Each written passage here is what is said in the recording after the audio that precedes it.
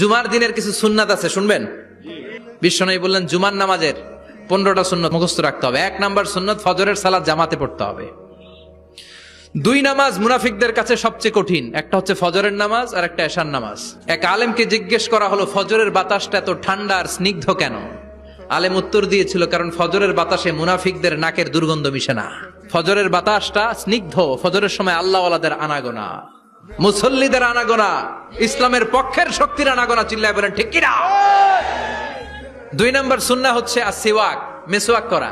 বিশ্বনবী বলেছেন যদি আমার উম্মতের জন্য কষ্ট না হতো প্রত্যেক নামাজের আগে মেসওয়াক করা আমি ফরজ করে দিতাম।